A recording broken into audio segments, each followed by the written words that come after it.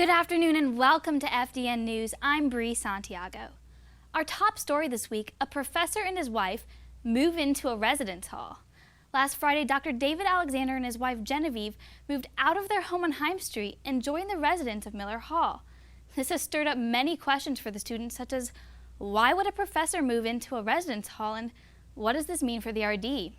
We went directly to the source for the answers. For hundreds of years, Cambridge and Oxford University have supported the idea of faculty living amongst their students. Only recently have other schools such as Baylor, Harvard, and University of California implemented this concept. A report issued in 2011 by the Southern Regional Education Board suggests that students who have meaningful engagements with their professors on a regular basis are more likely to excel in their education. Part of what is attractive about a school like Huntington is the intimacy. A faculty in residence program is one way of broadening our ability to develop relationships with students. The university has high hopes for this new program. Associate Dean of Student Development Jesse Brown described this transition as a creative opportunity for faculty-student engagement. Now the question is, how do students feel about a professor living in their dorm? I think it's an amazing idea. I know that there's bigger schools and other schools that have done this before, and that it helps bridge the gap between faculty and staff and students. If any students have a problem with their homework, so to speak, they can easily access the professor by talking to them, or just get to know them more. He seems like a really neat professor in particular. Everybody always talks really highly of him. I'm just kind of looking forward to it. I think it'll be a neat atmosphere. Although most of the students we spoke with were optimistic about the change, not everyone thought it was a good idea. I just feel like professors and faculty should just have their own separate living lifestyle and then come together for class.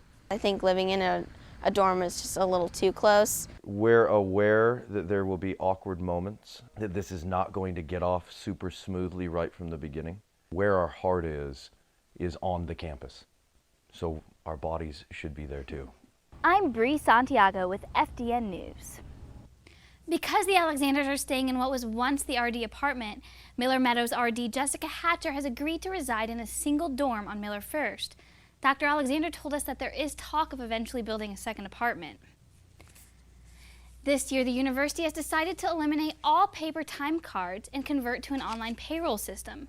The new payroll system was introduced in hopes of creating an easier way to process the payroll. The old system required an employee to manually enter up to 300 time cards each month. Now all staff and faculty are required to clock in online. All of their hours will be recorded on an online database. So not only does this make this less time consuming on my part, but it's also less time consuming for the students because they don't have to turn in time cards twice a month anymore. And it's quicker for the supervisor just to get online and click approve. The business office told us that the new system has received a positive response. The coffee shop that we covered last school year is finally open, and the students we spoke with give it a thumbs up. Johnson's Java is a small shop that is connected to Johnson's Junction. The shop serves a variety of specialty drinks and desserts, including fair trade coffee and fresh pastries. The employees all agree that it serves as a great environment for college students. The store is open Monday through Saturday from 6 a.m. to 8 p.m. and Sunday from 8 a.m. to 8 p.m. This past Saturday, SAB hosted the annual Hoedown. For nearly 4 hours, students danced their hearts out and replenished their spirits with hot cider and tasty caramel apples. New this year, the school brought in a mechanical bull. Students also had the opportunity to participate in line dance competition. What am I doing tonight? I am at the Hoedown. Hoedown is where you throw down by dancing and riding mechanical bulls. How is this different than previous years? There's a mechanical bull. There's a lake this year. Previous years, nothing. Very dry. Junior Kristen Carter and senior Desiree Jackson won the line dance competition. Junior Renaissance Jean-Louis spent his summer changing his community, and now he's changing his residence hall. Over the summer, he helped plant 12 house churches in the Miami area of Florida. The house churches are evangelistic Bible studies aimed to help those who attend grow in the Word of God. Louis says the philosophy is to love until it hurts and then love some more. Since being back on campus, he's also started a house church in Miller Hall. It's impacted me in such a way that even if I wanted to, I don't think I could leave house church unaffected, not influenced. My thoughts are provoked by some of the transparency that is poured out right here in this room.